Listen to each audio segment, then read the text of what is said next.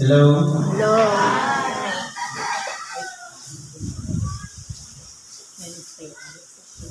Sa isang magandang umaga po sa bawat isa sa atin. Purihin po natin ang Diyos dahil sa kanyang kalooban, nandito po tayo sa pupok na ito. Dahil sa kanyang kalooban, naramdaman natin yung palo, kaya meron tayong mga sakit sa katawan na nais natin pagtuunan ng pansin. Kung tayo man ay nagkulang sa pamamagitan ng hindi pagsunod sa kalooban ng Diyos, lalong-lalo na yung oras o pagkakataon na kinakailangan nating papurihan siya at luwalhatiin ang kanyang pangalan, ngayon po hindi tayo makapapana o makakatakas sapagkat bago tulungan o bago ipagkaloob na gamutin ang ating karamdaman, kinakailangan muna natin makinig ng Ebanghelyo. Ngayon po, ang mensahe ngayon, napakaganda. Kung atin pong didilin-dilingin o kaya pagninilay-nilayan ang mga mensahe, napakaganda ng mga laman.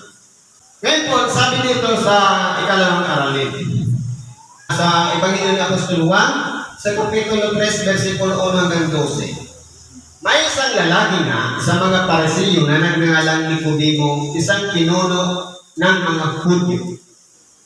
Ito rin ay naparoon sa kanya ng gabi na sa kanya nagsabi, Rabin, nalalaman namin ikaw ay isang guro na nagbuhat sa Diyos. Sapagkat walang makakagawa ng mga tanda na iyong ginagawa, maliban na kung sumakanya ang Diyos.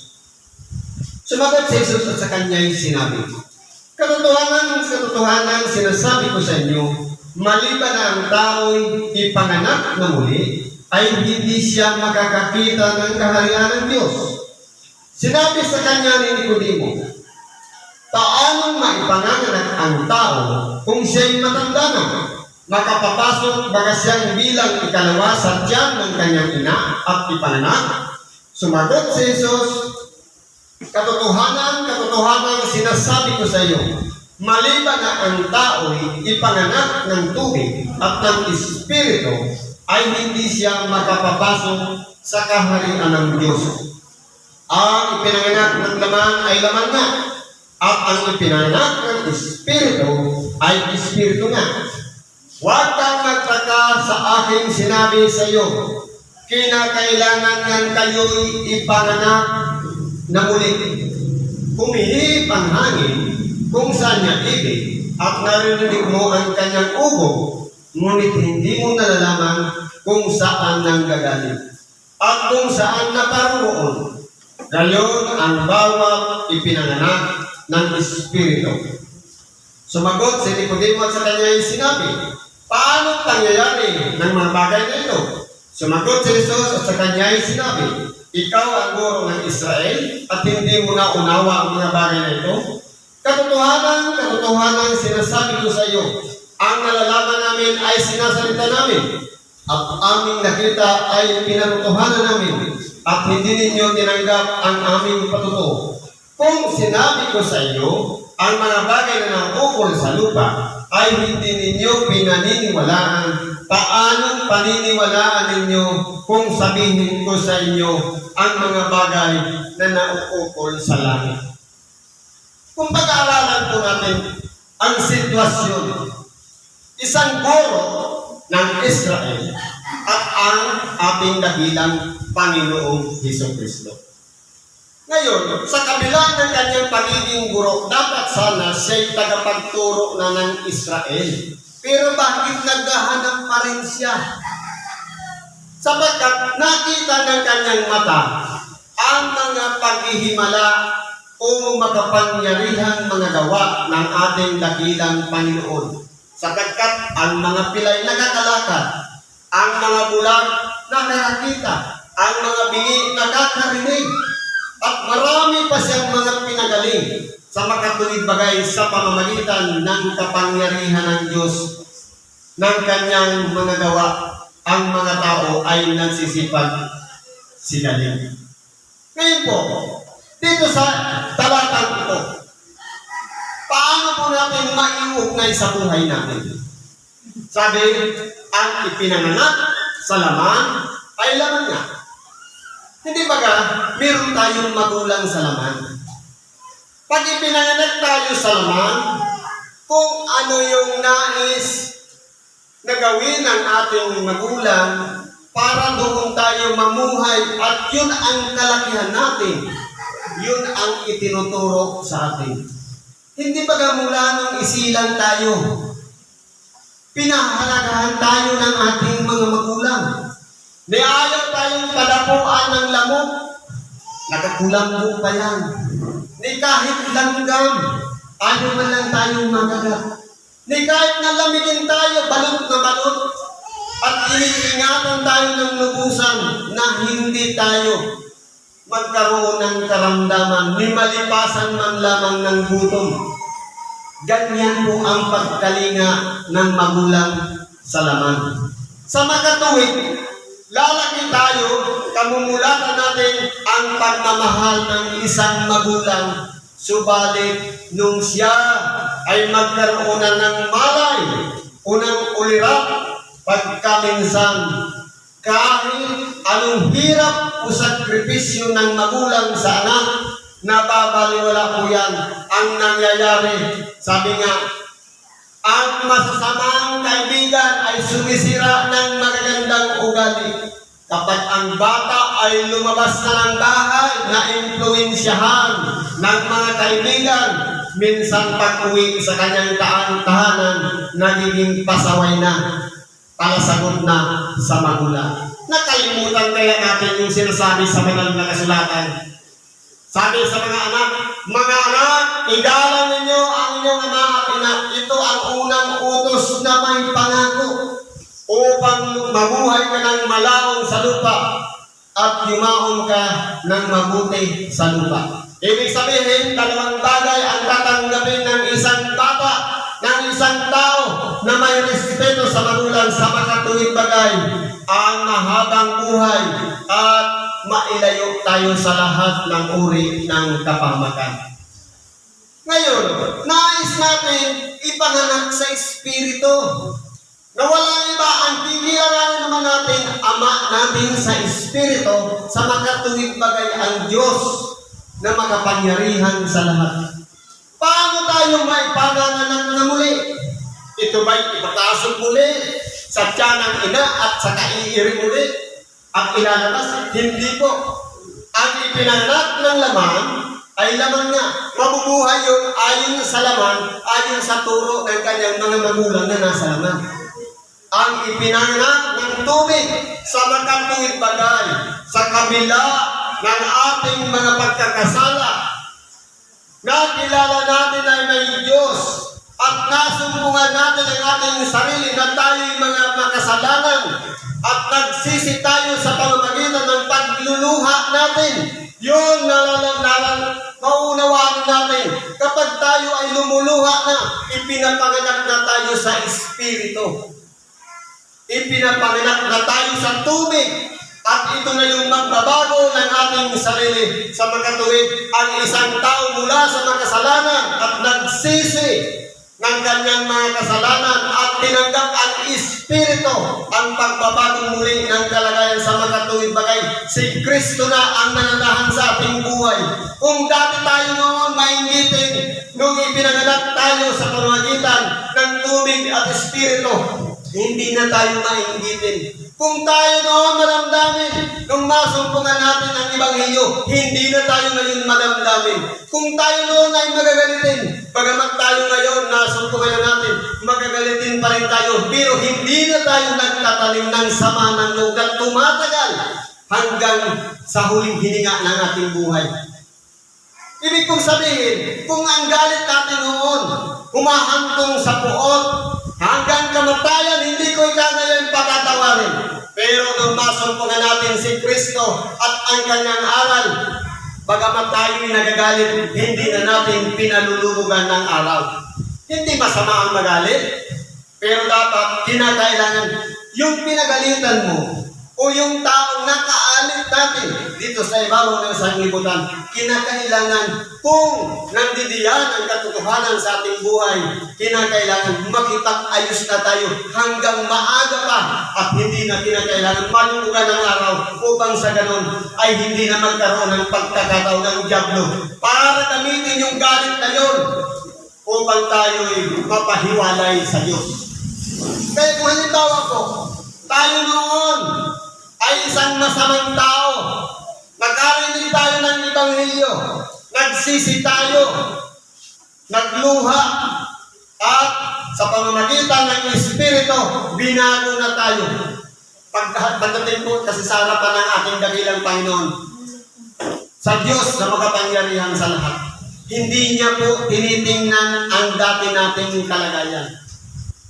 Sapagkat kung ang isang tao ay mamamatay tao at nagsisi at nagbalik loob sa Diyos, ang dati niyang kalagayan na isang mamamatay tao, hindi na po yan titingnan ng Diyos. Kundi ang titingnan ng Diyos kung ano siya ngayon, kung ano tayo ngayon. Pero kung tayong tao, baliktad, halimbawa, ang kapatid natin nagkasala, halimbawa nakapatay, nakulong, o kaya sakripisyo sa bilangguan. Paglabas niyan, ang tingin pa rin natin yan, ex-convict, mamamatay tao. Ganyan ang pamantayan ng tao. Pero sa Diyos, sa oras na nagsisi at nagbalik loob, limot na lahat ang dati nating pagkatao.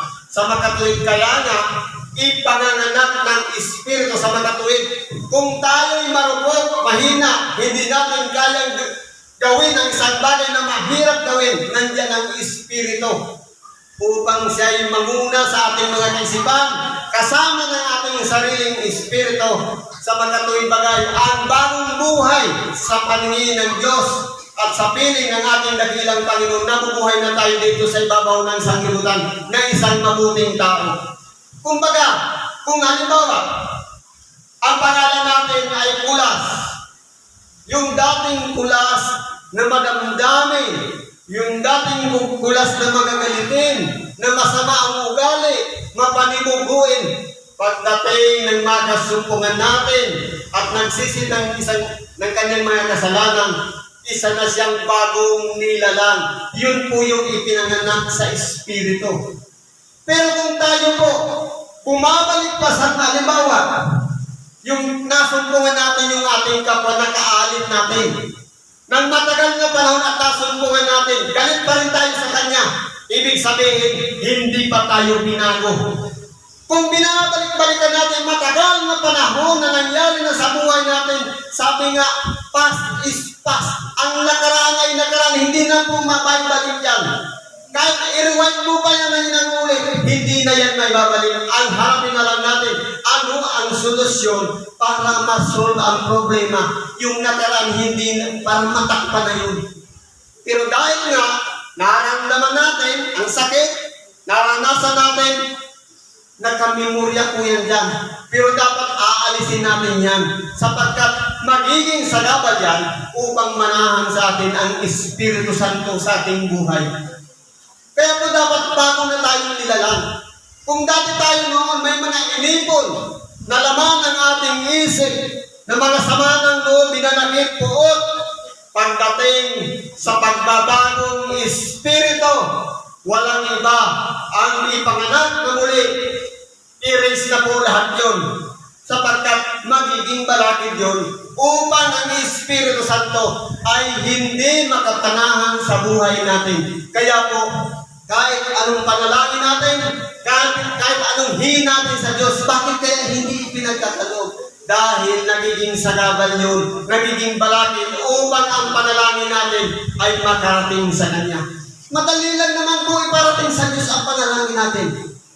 Sabi, hanapin muna ninyo ang Kanyang kaharian at ang Kanyang katwiran at ang lahat ng bagay ay pawang idaragdag sa iyo. Paano po? Hahanapin ba natin nasaan kayo lupalop ang Diyos? hindi natin yan makikita ng mata. Kundi mahahanap natin siya dito sa kaloob-looban ng ating puso. Pero paano siya papasok dyan? Kung punong-puno ng sama ng loob, galit, inggit, puot, at kung ano-ano bang hinakit sa kapwa. Sa gabal yun para siya'y manahan dyan, sapagkat naghahari pa rin yung mga makalamang bagay. Pero kung yan ay pinaksi natin at iniluhan natin, bibigyan tayo ng patnubay ng Espiritu Santo na siyang magbabago ng ating mga gawa na hindi na natin babalikan yung dati nating gawain nung tayo hindi pa nasusumpungan si Kristo.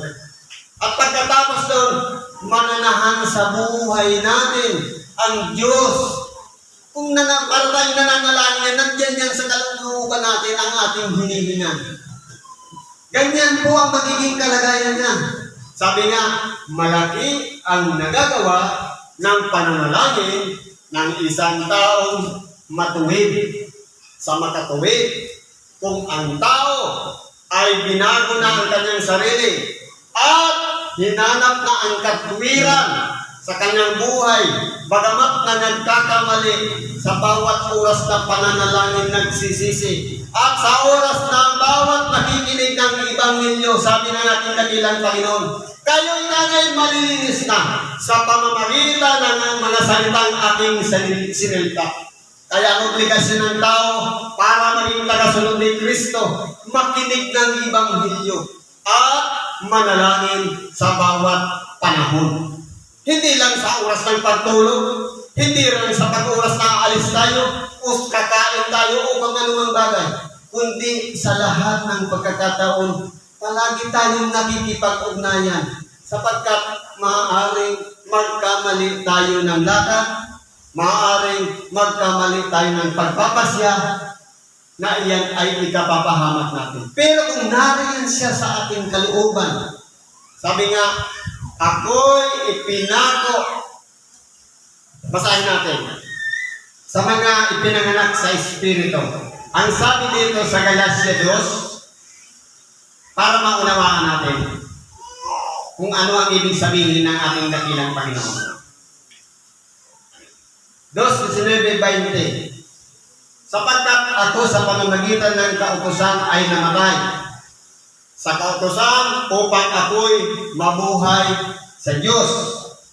Ako'y napako sa krus na kasama ni Kristo. Ibig sabihin, yung dati nating pagkatao, isama na nating ipako doon sa pagkapako kay Kristo. At tanggapin natin ang bautismo. Sabi dito,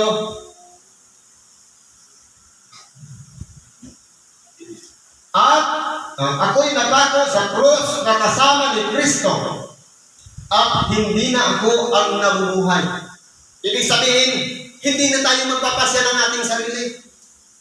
Kung halimbawa, ayaw natin maging manghihilot, ayaw natin maging manggagamot, kung kalooban ng Diyos, o ayaw natin maging ibanghelista, kung kalooban ng Diyos, gusto kang tagapagsalita niya, wala tayong magagawa. Hindi tayo pwedeng magreklamo. At hindi na ako ang nabubuhay, kundi si Kristo ang nabubuhay sa akin. Ibig sabihin, nandiyan na sa atin, kalooban, si Kristo. At ang buhay na ikinabubuhay ko ngayon sa laman, ay ikinabubuhay ko sa pananampalataya. Nandun na tayo sa pananampalataya na lang. Lahat pinaniniwalaan. Kahit yan mga hindi nakita ng ating mata, pinaniniwalaan natin. Halimbawa, nananalangin tayo. Sabi, at sa iyong mga dinadalangin at hinihingi magsisampalataya kayo na inyong tinanggap na. Hinihingi natin na gumaling ang ating karamdaman. Lahat. Pero hindi tayo nagkagaling kaya po. Hindi naman ibibigay sa atin dahil hindi tayo nagsisampalataya na kaya tayong pagalingin ng Diyos. Kaya, pakuwi natin, parang hindi naman ako bumalik, hindi ng dalawang isip na naman tayo. Dapat buo ang loob, ang pananampalataya nasa kaloob-looban natin. At ang pananampalataya na ito'y sa anak ng Diyos na sa akin ay umibig at ibinigay ang kanyang sarili dahil sa akin. Sa makatuwid, ibinigay ng ating dahilang Panginoon kanyang buhay alang-alang sa pagkahabag niya sa atin. Para tayo'y sa pamamagitan ng kanyang pagkamatay sa krus, yung dati nating pagkatao ay kasama na rin namatay. At nung siya'y mabuhay na mag-uli, tayo naman mabubuhay bilang isang bagong nilalang. Kung ang pangalan mo, halimbawa, ay Simon, hindi ka na yung dating Simon, kundi bago ka nang nilalang sa makatuwid bagay, si Kristo na ang nananahan sa ating buhay. Pero, kung tayo pa rin ang nasusunod, tayo kung magsimba, ibig sabihin, tayo pa rin yung dati, hindi pa natin tinatanggap si Kristo. Pero kung kalooban ng Diyos, ayaw man natin magsimba, maglalakad yan pa mo yan papunta sa simbahan. Yan po ang ipinanganak ng Espiritu. Sumusunod na sa kalooban ng Diyos, hindi na sa sariling kalooban. Dalawa po kasi yan, my will and His will. Kalooban ng Diyos at kalooban natin. Ang ipinanganak ng laman, kalooban natin ang nasusunod. Ang ipinanganak ng Espiritu, kalooban niya ang nasusunod. Kaya tayo nandito, pinagsama-sama. Ang karamdaman, paraan lang yan para masumpungan natin si Kristo sa ating buhay. Yan lang muna may babahagi natin sa oras na ito. Pagpalain tayo ng Diyos at isang magandang araw sa bawat isa.